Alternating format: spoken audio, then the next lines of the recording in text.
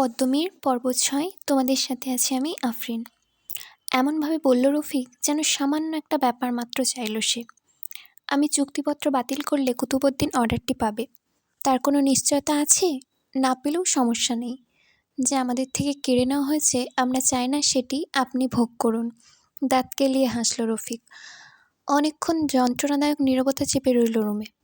রফিক ডেস্কে একটা দলিল রেখে বলল, এখানে সাইন এবং সিল দিয়ে সন্ধ্যার মধ্যে পাঠিয়ে দিলেই হবে। আমির জানে এরা শুধু এতটুকু নিয়ে থামবে না, তাকে সর্বশান্ত করে দিবে, ধীরে ধীরে চুষে নেবে তার সব কিছু। রক্তশূন্য হয়ে গেছে আমিরের চেহারা। তরুণ সেই মুখটা যেন হঠাৎ বয়স্ক হয়ে গেল। হাসিতে ভরে গেল রফিকের মুখ। বলল, আসছি। কাছের দরজার ওপাশে পদ্মজাকে দেখা যাচ্ছে, দুপুরের খাবার নিয়ে আসছে। রফিক থমকে দাঁড়ায়। সেখানে বাঘের ভয়, সেখানে সন্ধ্যা হয়। আমির সকালে তাকে বলে এসেছিল যেন দুপুরে খাবার নিয়ে অফিসে আসে। পদ্মজা এলে সেক্রেটারি কখনো আমিরের থেকে অনুমতি নেয় না। আলমগীর দূরত্বতার সাথে কবিরকে বাথরুমে ঢুকিয়ে দিল। বাকিরা মিটিংয়ের আবহ সৃষ্টি করতে পোশাক ঠিক করে ডেস্কের দুই পাশে থাকা চেয়ারে গোল হয়ে বসল। আমির নিজেকে স্বাভাবিক করার চেষ্টা করে রফিকের দিকে তাকায়। রফিক বুঝতে পেরে সেও একটা চেয়ারে বসে। অফিসের ভেতরটা মুহূর্তে এমন রূপ নেয় যে কোনো একটা গুরুত্বপূর্ণ মিটিং চলছে। পদ্মজা অফিসে ঢুকেই থতমত খেয়ে যায়। দুপুরে কখনোই আমির ব্যস্ত থাকে না। সে নিকাব তুলে প্রবেশ করেছে অফিসে। তাকে প্রথমবারের মতো রফিক দেখল। পদ্মজা বিনয়ের সঙ্গে দুঃখিত বলে ওয়েটিং রুমে চলে যায়। রফিক ভীষণ মজা পেয়েছে এমন একটা ভাব নিয়ে উচ্ছ্বসিত হয়ে বলল, দারুণ। ভাবি কিন্তু অসম্ভব সুন্দরী। এত সুন্দর মানুষ আমি আগে কখনো সচক্ষে দেখিনি। তার চোখ দুটিতে চিকচিক করছে লালসা। আমিরের কানে কথাটি যায়নি। পাথরের মতো বসে আছে সে। রফিক চলে যেতেই বাকিদেরও বেরিয়ে যেতে বলল আমির। আলমগীর কবিরকে নিয়ে ছাদের দিকে চলে যায়। পদ্মজা মাতাল অবস্থায় কবিরকে দেখলে সর্বনাশ হয়ে যাবে। হাজারটা প্রশ্ন করবে। পদ্মজা কবিরকে এখানকার ঝাড়ুদার হিসেবেই চিনে। সবাইকে বেরিয়ে যেতে দেখে অফিসে ঢুকলো পদ্মজা। পদ্মজাকে দেখেই আমির হেসে বলল, স্বাগত ম্যাডাম। লাঞ্চ বক্স রেখে পদ্মজা বলল, আজ অসময়ে মিটিং, কিছুদিন ছিলাম না, অনেকে কাজ জমে গেছে। আমি না থাকলে সব এলোমেলো হয়ে যায়। আমি তো খোঁজখবর রেখেছি, সব ঠিকঠাক ছিল। আমির থতমত না খেয়ে কথা ঘুরিয়ে বলল, সেগুলোই জানছিলাম। নতুন অর্ডারটা নিয়েও কথা হচ্ছিল। আমির হাজার চেষ্টা করেও নিজের চোখে মুখে ছড়িয়ে পড়া আতঙ্ক, রক্তশূন্যতা সরাতে পারছে না।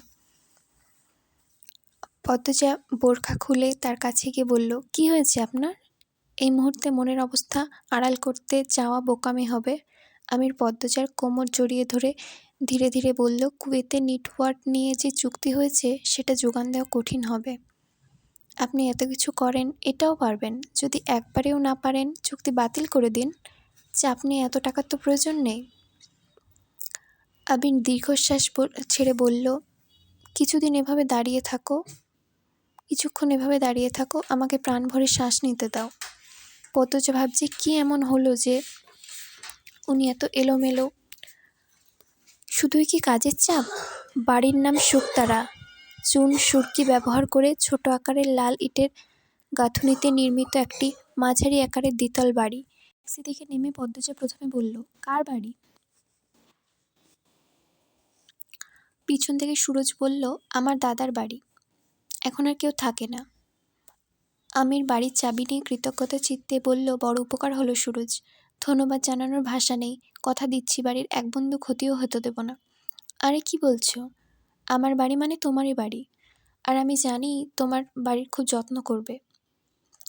অসম্ভব রোগা ধরনের একটা ছেলেকে আসতে দেখে সুরজ বলল, ওই তো ভুবন এসে গেছে। নিচতলার ঘরটাতে ওই থাকবে। যখন যা প্রয়োজন ভুবনকে বললেই এনে দিবে। সামনেই বাজার আছে। শুকতারার দুই পাশে অনেকগুলো পুরনো ভুবন। প্রতিটি ভবনে 30-40টা করে রুম, প্রতিটি রুমে একটি করে পরিবারের বাস। অসংখ্য গলি পার করে তারপর সড়কে উঠতে হয়। কলোনির অনেক মহিলা জানালা দিয়ে গেটের সামনে দিয়ে উঁকি দিয়ে দেখছে তাদের। শত্রুপক্ষ ভাবতেও পারবে না নিরাপত্তার জন্য তারা এরকম একটা জায়গায় এসে উঠেছে পদ্মজাকে নিয়ে। গেটের ভেতরে পা রাখতেই যাবে তখন আমি ধপ করে ধরে ফেলল। কিছু বুঝে ওঠার পূর্বেই তাকে পাজাকোলা করে নিল। সঙ্গে সঙ্গে চারপাশ থেকে গুঞ্জন ভেসে আসে। পদ্মজা অপ্রতিভ হয়ে ওঠে লজ্জায়। কি করছেন? আমির বলল, হাওলাদার বাড়িতে ঢুকেছিলে আমার কোলে চড়ে, পদ্মনীরে ঢুকেছিলে আমার কোলে চড়ে, শুক্তারাতেও আমাকে বাহন করেই প্রবেশ করবে। কথা শেষ করে ও ভেতরে পা রাখল। বাড়িটির সামনের দিকে পথের ওপারেই এসেছে বাড়িতে ঢোকার পথ ও দোতলায় ওঠার সরু সিঁড়ি। পরিত্যক্ত বাড়ির দেওয়াল বেয়ে উঠে গেছে নানান লতানো ঝোপ।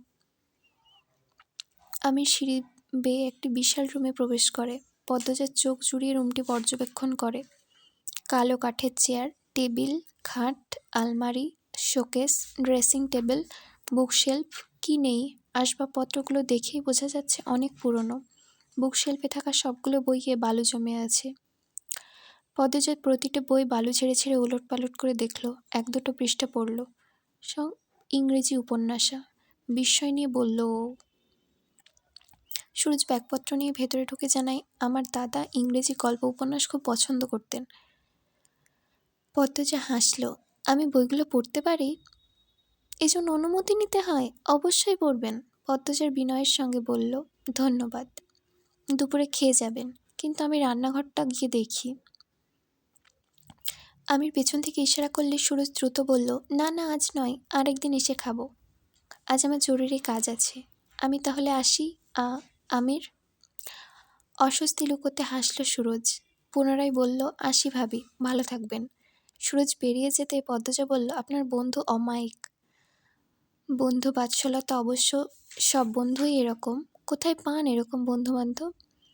আমি শুধু হাসল, মুখে কিচ্ছুটি বলল না। মনে মনে বলল, ওরা টাকার গোলাম, বন্ধু নয়। যেদিন আমার হাতে ক্ষমতা থাকবে না, অর্থ থাকবে না, সেদিন বিশ্বস্ত এই মানুষগুলোই আমাকে ধ্বংস করবে। দুটো হাত পেছন থেকে জড়িয়ে ধরায় ওর ভাবনার সুতোর তার ছিঁড়ে যায়। ঘাড় ঘুরিয়ে পদ্মজাকে দেখে তার বুকের সাথে জড়িয়ে ধরল। পদ্মজা বলল, কি ভাবছেন? আমির ওর কপালে চুম্বন করে বলল, তোমার কথা। 2 দিন আগে বৈঠকখানায় জুড়ে পায়চারি করছে পদ্মজা। দুপুরে আমিরকে এলোমেলো অবস্থায় দেখে আসার পর থেকে উদ্বেগের কারণে ছিঁড়ে হতে পারছে না সে। বিকেল গড়িয়ে সন্ধে হলো। আমির ফিরল না। ওর উদ্বেগ বেড়ে মানসিক ব্যাধিতে রূপ নেয়। বাধ্য হয়ে অফিসের সেক্রেটারির সঙ্গে যোগাযোগের চেষ্টা করে। মিসেস হাওলাদার বলছি। ওপাশ থেকে ভেসে উঠল, মিস্টার হাওলাদার বলছি। পদ্মজা উৎকণ্ঠিত হয়ে বলল, কখন আসবেন আপনি?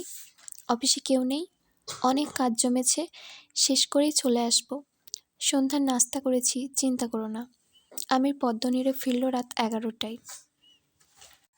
গাড়ির শব্দ শুনেই পদ্মজা তড়িঘড়ি করে নিচতলায় নামে। কলিং বেল বাজার আগেই ও দরজা খুলে দিল। আশ্চর্যজনকভাবে অধীর আগ্রহে অপেক্ষা করার পদ্মজার মুখশ্রী দেখে আমিরের ক্ষিপ্ত হৃদয় শিথিল হয়ে আসে। চোখ মুখ থেকে বিরক্তির ছাপটা সরে যায়। পদ্মজা দ্রুত নিয়ে আসলো 1 গ্লাস শরবত। কোনো রকম প্রশ্ন না করে হাস্যবদনে আমিরকে শার্ট খুলতে সাহায্য করল। আমির ক্ষীণ কণ্ঠে বলল, মুখটা শুকনো লাগছে কেন? খাওনি?